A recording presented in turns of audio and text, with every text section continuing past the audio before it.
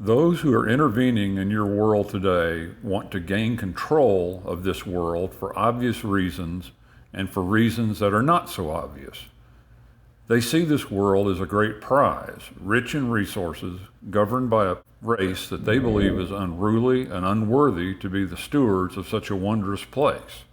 You must understand that they regard you as a resource as well. To them, you are a potential asset. You must stop to consider what this really means. It means that they consider you to be a biological resource, part of a network of resources that exist within this world. In this, they view you much the same way that you view animals that you use as a resource. You use these animals for a variety of reasons, we understand.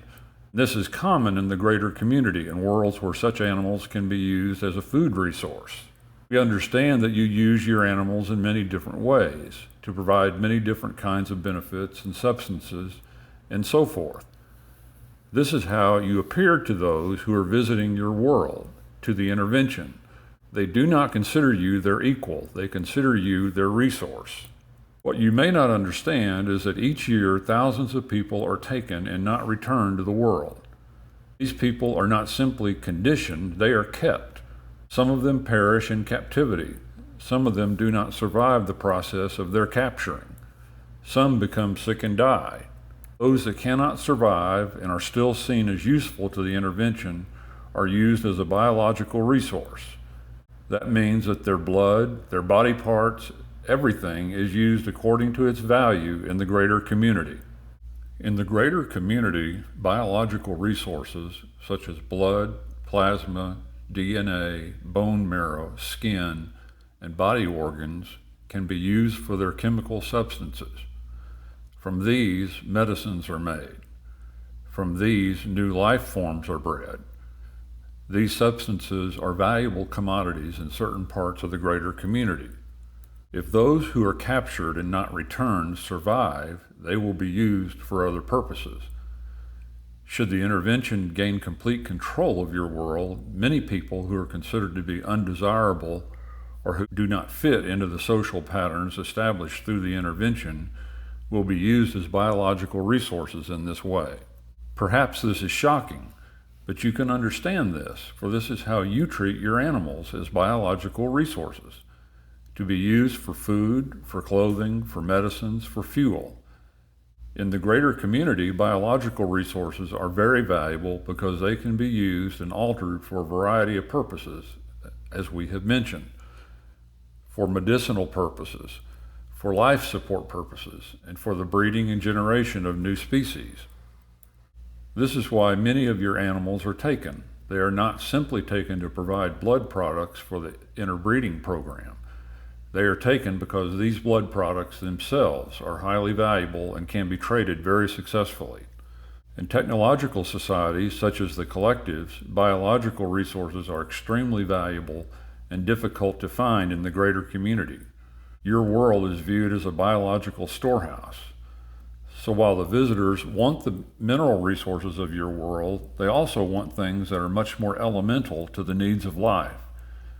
They need water, they need oxygen, they need blood. They need the resistance factors in blood. They need plasma.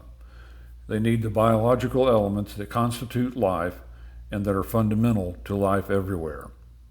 This means that they need you as a biological resource.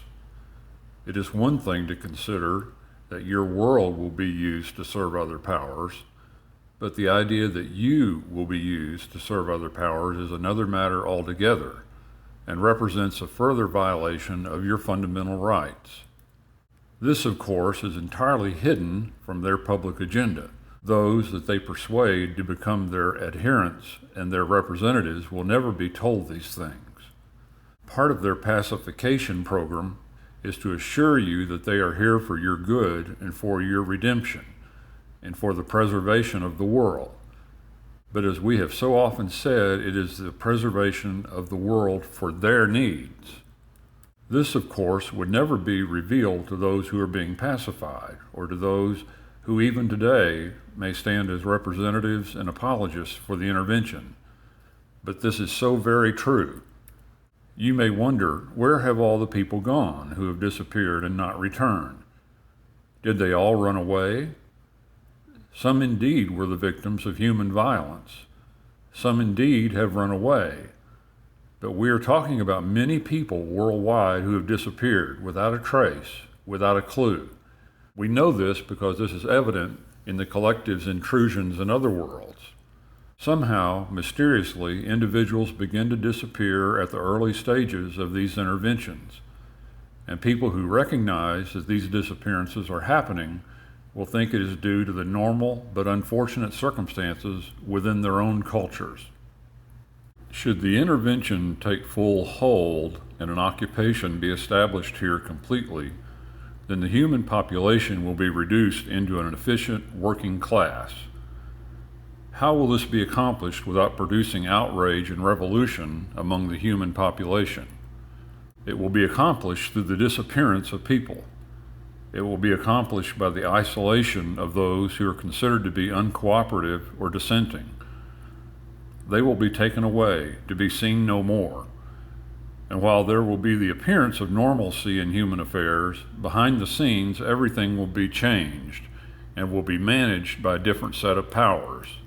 It is hoped by the collectives that this can be accomplished for as long as possible and that a revolution will not begin, for that would be very costly to their endeavors and very costly to humanity as well.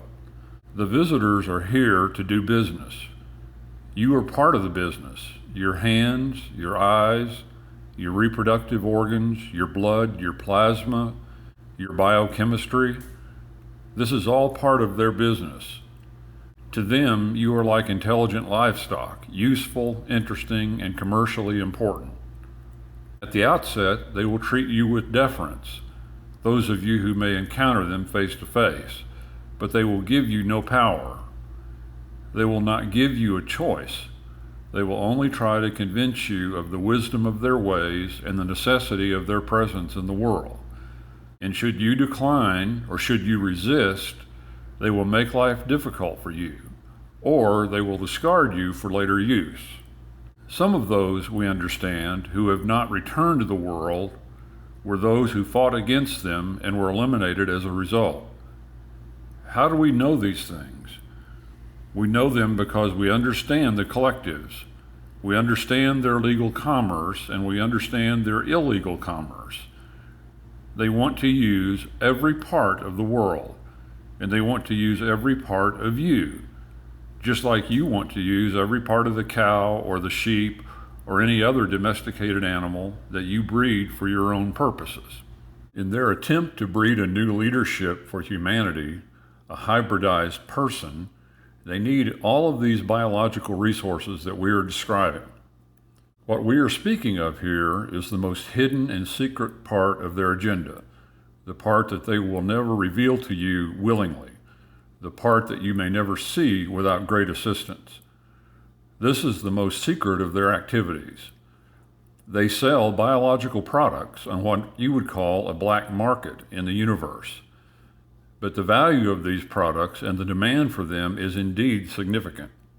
In most places where commerce has been established, such as in your vicinity, such trade is illegal, for it is considered to be morally and ethically reprehensible.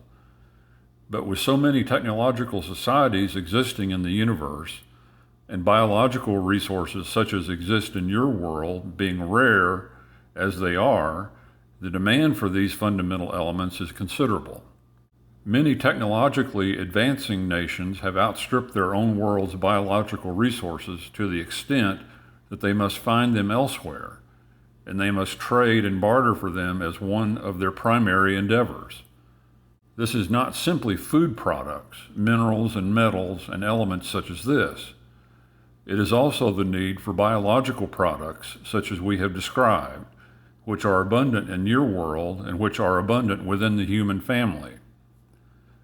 So when someone asks, what do they want? The appropriate answer is, they want your world and its resources, and they want you and your resources. As we have said, this is the most hidden of their agendas, but it is necessary for you to know because this makes the violation complete. The visitors do not hate humanity. They are not cruel and murderous in the sense that you might think. They just view you as a resource the way you view your animals as a resource. To them, though you have intelligence, they consider that you are irredeemably chaotic and unruly, and they do not understand your deeper motivations. They see your technology as being in a rather adolescent phase, and they look at your destructive behaviors with concern, anxiety, and repulsion. Being without knowledge, the spiritual foundation, they do not see that what they are perpetrating upon your world is ethically or morally reprehensible. It is merely an opportunity to fulfill their practical necessities. We have been reluctant to tell you certain things because we do not want to lose your attention. We do not want you to turn away in denial, thinking that you cannot face these matters. So we have tried to be extremely careful in the way that we have presented the situation. But in spite of this, there are certain things you must know and that you cannot readily see from your vantage point. We had to learn about these realities ourselves, though we had assistance such as we are providing for you. But the reprehensible nature of the collectives and their lack of morality and ethics is something we have had to face. That is why we avoid the collectives in our own worlds where they cannot penetrate.